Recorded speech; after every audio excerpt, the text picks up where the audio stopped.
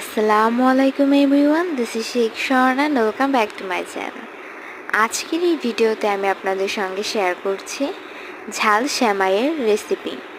তো ফার্স্টেই হচ্ছে আমি এখানে গরম পানিতে লবণ এবং সেমই একসঙ্গে সিদ্ধ করে নিব। আর সেমইটা খুব বেশি সময় সিদ্ধ করা যাবে না, এতে করে নরম হয়ে যাবে।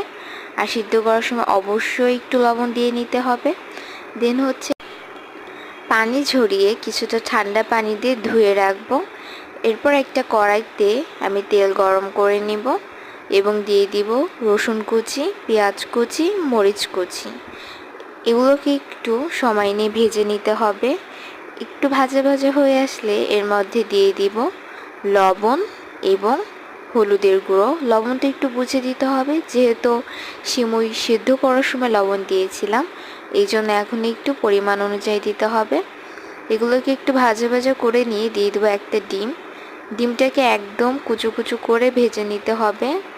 ডিমটা যখন একদম ভাজা ভাজা হয়ে আসবে তখন এটাতে দিয়ে দেব আমি সেই সিদ্ধ করে রাখা সেমই। সিদ্ধ করে রাখা সেমইটা দিয়ে খুব ভালো করে নাড়াচাড়া করে মিক্সড করে নিতে হবে।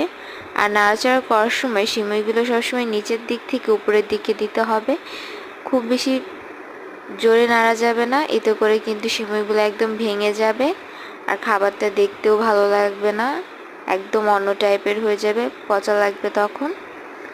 তো এইভাবে সুন্দর করে মিক্সড করে নিলেই তৈরি হয়ে গেল আমাদের মজাদার ঝাল সেমই। তো এটাই ছিল আজকের মজাদার রেসিপি।